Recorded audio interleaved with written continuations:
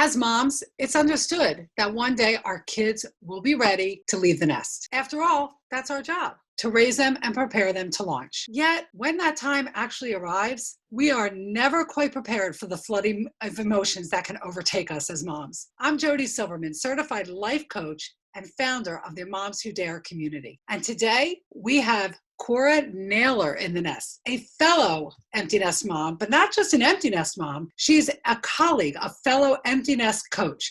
And Cora is kind enough to be here today in the nest to share how her emotions snuck up on her and what she did to help move through them so that she could thrive through this season of empty nest. Welcome, Cora. Thank you. Thanks for having me on, Jody. Just like I've met so many other amazing women through the Polka Dot Powerhouse, so we'll give them a shout out. It's a women's connecting group, so check it out at polkadotpowerhouse.com. But Cora, why don't you take a moment and share with everybody who you are, maybe how many kids you have, their ages, if you don't mind, and then we'll get right into our conversation. I'm a mom of twins. I've got identical twin boys. They just turned 28, and when they were 23, that's when I became an empty nester. You know, everyone's trying to figure out how to get their kids out of the house. Yeah. What we did is we sold our townhouse and we bought 2 condos. So my husband and I went into one and the kids went into the other. So Yeah. I don't have the experience of having the empty room like some people have, because we actually all left the house at the same time. Oh, so you didn't have the whole come home from move out day. And like I just shared with Cora a few minutes ago before we started the show, how I sat on my daughter's bed crying. So that's interesting. And you have shared that with me. So you bought 2 condos. Yeah. And the twins went off to one and you went in the same building. Same town, different ends of town. And the boys were prepared. I knew they were old enough. I mean, they were 23. It's like they're old enough to be on their own. And I actually didn't really realize what was going on with me, because when we first moved into the condo, right away, my husband and I decided we wanted to change a bunch of things. So we did a major renovation of the kitchen in there. So I had all of that going on. There was some issues with one of our neighbors, because we were doing construction. And so we had a lot of emotional stuff going on with the renovation. And so I didn't actually even realize right away that I was going through stuff being away from the kids. You had a lot of distractions. I mean, Yeah. Selling a house, packing a house, moving to 2 condos. Yeah, there's not really a lot of time to be able to really sit with the fact that, okay, you just separated from your twins. When did you realize there was something just not feeling right? And and I already had, I was in a network marketing business, so that was my job at the time. And I just couldn't get into it anymore. I've been in it for quite a few years. And, I was just having trouble trying to get going again. But I also knew that I wanted to sort of brand myself away from that work. Like I wanted to do something else that was just for me, but I still wanted to maintain my network marketing business. And by doing that, I started working with a coach. And then at a networking meeting, I bumped into a lady who uses this process called the emotion code, which I had never heard of before, and it sounded really intriguing. So I, of course, set up a couple sessions with her. And through her, I released a lot of trapped emotions. They figure the average person has about 350 trapped emotions. 350 trapped? Yeah. Meaning trapped, when you say trapped, meaning like we're not really aware of those emotions that, oh, wow. Yeah. And especially if you're in network marketing or direct sales, like if that's not your thing, and you got to start getting really out of your comfort zone, that's when all your baggage really starts to come up, right? And I knew for me, I had a lot of stuff around when my mom and dad split up when I was a kid. When I was a kid, I was so shy, I couldn't even talk to my best friend. Let's just tell everybody, she has her own show now. Yeah. And we'll post all that, but I mean, now you're doing your own show. So, I've come a long ways, but it's taken a long time. But anytime I try to step out of my comfort zone, there's always something that comes in and sort of smacks you in the face again, right? But when I did this work with the emotion code practitioner, one of the things that I found was that I had a heart wall. And so while we have all these emotions within our bodies, often what happens is they really build up around our heart. If you have any heartache or trauma in your life, and maybe you're having problems connecting with people or having the relationships that you want, it's very likely that you have a heart wall. They figure 90% of the people have a heart wall. Really? And when I worked with this lady, I found out I did have one, and we released that. And it was a shift within myself. Like other people might not have noticed it, but I just noticed how I felt when I was with other people. And I had always kind of written it off because as a kid, we moved around a lot and I was never really in the in group. I changed schools every year or two.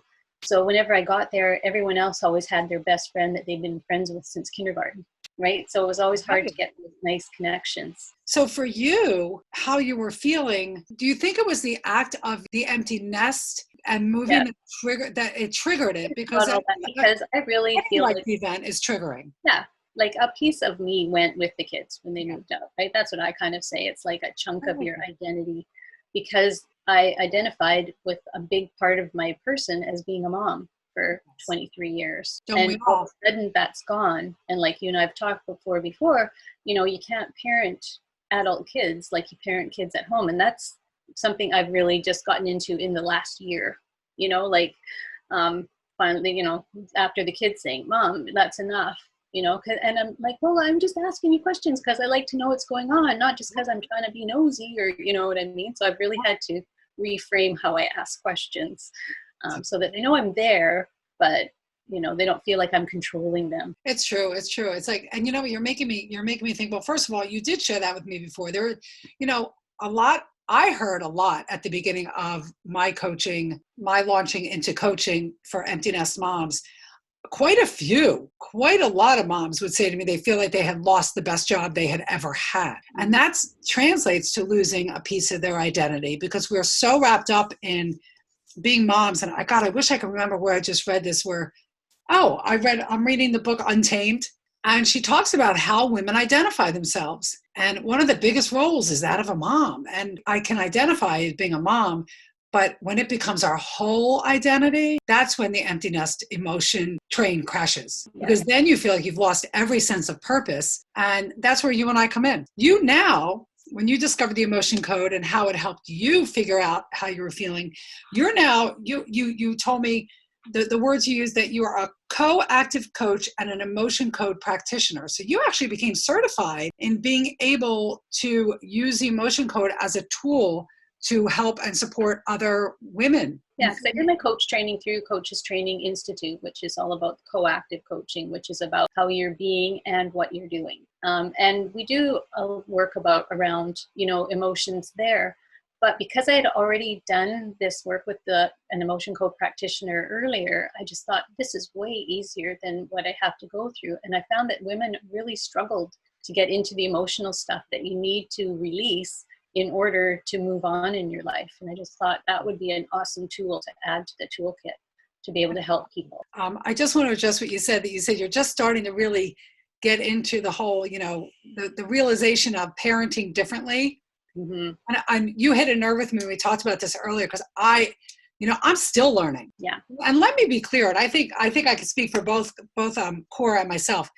We might be empty nest coaches, and we can help and support you and help you and move through, and support you through moving through the loss to discover opportunity. We've been where you are, and we're going where you're coming to.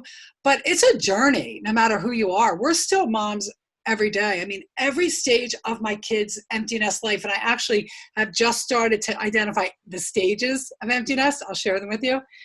Get your input on it. I would love that. I'm learning how to let go a little more. The two lessons are how I need to let go again, and it's usually around the way I'm parenting. And it's not easy. What would be your biggest shift in your parenting that you came to realize? Well, and that is, my theory is because in our generation, we're friends with our kids.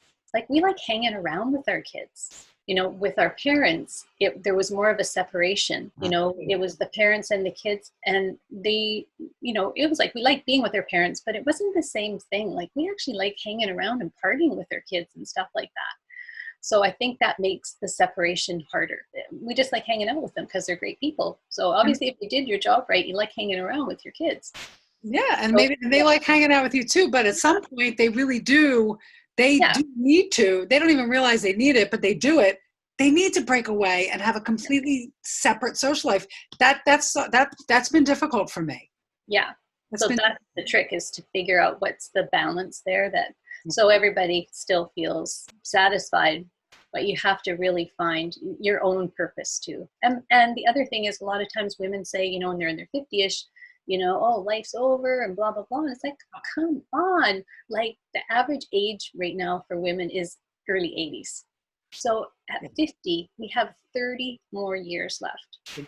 Don't we ever have say the it's over to me. opportunity to do something amazing. I mean, you could go back to university and be a doctor if you wanted. Thank you. Nobody will ever say to get away with saying it's over. I mean, talk about reinventing yourself. It's just a matter of finding somebody, whether it's a friend, a family member, a coach, you, me, a community like Moms Who Dare, your community, to help and support and guide you, and maybe open up the pathway to show you how it's never too late to reinvent yourself. So that was perfect advice to give, because I think that the 40s are great, but the 50s are, talk about empowering, and the doors are open. Just, you just have to work through the fear and the self-doubt, which we all have. And that's why we have our communities, right? So, I love having conversations with other moms. And this was a special one because you're not only a fellow mom, you're a fellow empty nest coach. And I know that we'll be talking more. You'll be hearing more from Cora and I, or we're brainstorming some ideas for our mom communities. But is there any last party? I mean, I'm going to share your website. I'm going to share how people can reach you, because maybe people will have a question about the emotion code. Because I know when you use that word, even when I say it now, I'm like, that sounds pretty cool. So I'll post all of that. And I just really appreciate you sharing your story and your journey and how you got to where you are. And I'm really looking forward to seeing, what becomes in our empty nest communities together, as we keep moving forward. So thank you. Awesome. Well, thanks again for having me on. It was great. It was great. All right, everybody. If you want to connect with me, because I love to connect with you, the best way to connect is going over to jodysilverman.com, and everything is there. Find out more about the Moms Who Dare community. We have our Facebook group. You're all welcome to join, and we have the membership community, and you're welcome everywhere. So just connect with me and learn more about the show, and everything's at jodysilverman.com. Instagram is @jodysilverman. You'll find me. I have no worries. And as I always say, dare on.